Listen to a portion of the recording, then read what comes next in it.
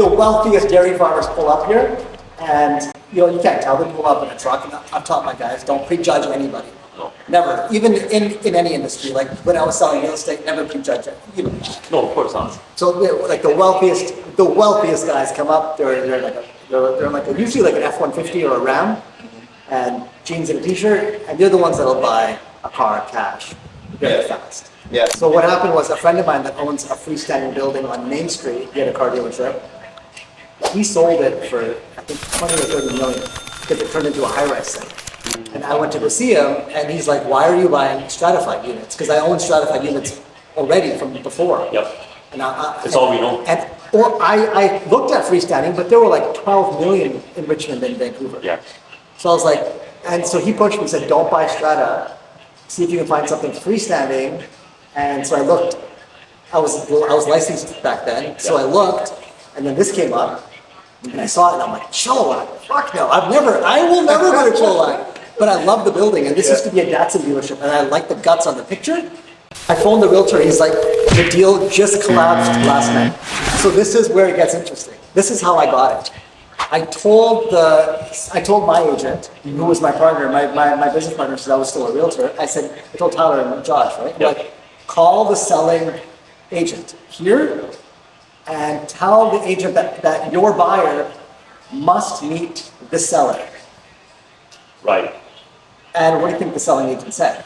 He said, no, can't do. It never happens. We're not going to do it. We're never going to present the seller. Exactly. They always say that. It's a fun because they don't want to come out themselves. We will never present the seller. The seller is not interested in meeting anybody. There's tons of buyers. Yeah. Which I believed.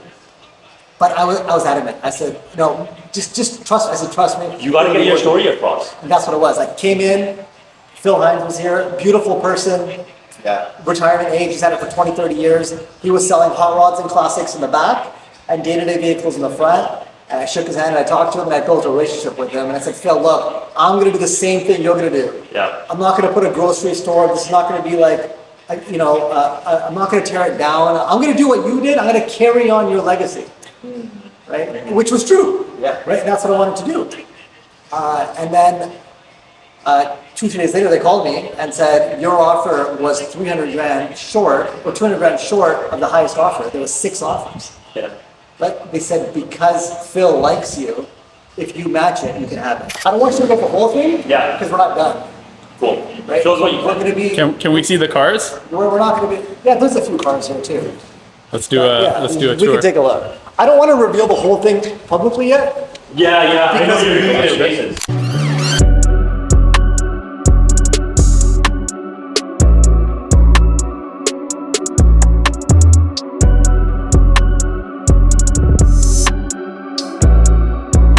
Basically, what we're building is a full car dealership, a detail studio, a lounge here, so when your car's being serviced or detailed, you can work, a gym, so you can train, and upstairs is a full library that we're building A library. What's the library for? to read.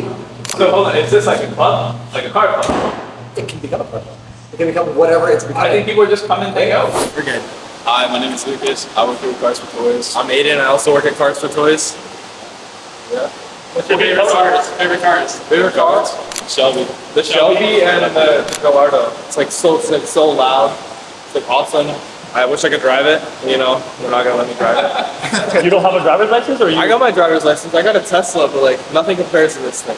Okay. Yeah, but you get to drive the vets and stuff. But these like higher end cars, like you won't let us touch it. So nice. You got to build a little bit of credibility before you let you touch one of these things, It's right? my 3rd day involved. It's your 3rd day? Yeah. Oh man, and he's reaching for the stars as well. Let's try to grip it from the top. Yeah. What about you? What's your favorite car right now? Favorite car? Shelby. What is it about the Shelby that just everybody gravitated towards that versus something that's newer like this, in your opinion? It's more of a classy. It has more of a story behind it too, and just looks so much nicer. If you had to pair one car on this lot to their personalities, which car on the lot would you pair to each one Yeah, of these there's the guys? personalities. You got the Gallardo. Yeah, that's right. He's the Gallardo man. Yeah. You get the Gallardo? You get the 911 right there. No, I got that. Not bad. It's not bad. All right, I'll take that. I still want the Gallardo, but for him, I think like the Defender would suit him a little bit. Just like the way. Oh, the side? Yeah. The Defender. I love He it. likes a Shelby. He likes a GT. So. Oh, I love the GT.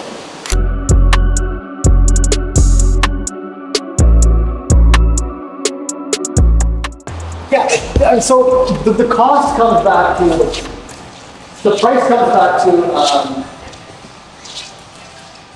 demand. It comes back to, like this particular car, it's a custom build. So you have to look at labor, you have to look at availability, right? I mean, this car brand new was $6,000, maybe $4,000 back in '67. Yeah. Right? But today, it's got a, the motor alone is 50,000 US, just the motor. Yeah. Right? So it's got. Are these like limited quantity? Is that one of the things that drives No, this is value? not limited. This is a replica. This isn't even a real GT500. Really? It's a build. But sometimes the builds even go more than the real ones because of the drivability. Like this has four-wheel disc brakes by Willwood. It's got a 5-speed transmission. It's got a new rack and pinion steering. It's got a fuel-injected motor. Right. Right? The person that buys this car, Yes. do they drive it or is it like parked in like I don't it's know. like a showcase? I've owned it for 12 years. I've only put on, I bought it with 4,000 miles. Yeah. It's got 6,700 In 12 years. in 12 years. I only put on 2,700 miles because I don't drive it a lot. Right. Yeah. Right?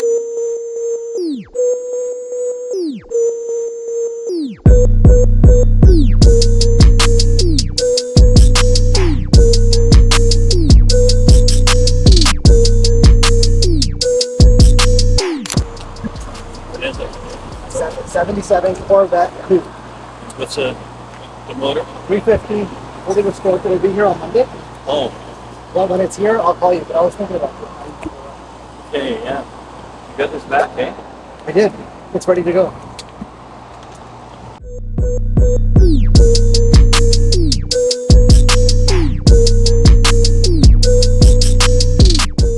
I don't want to wait too long. Tell these guys how old you are.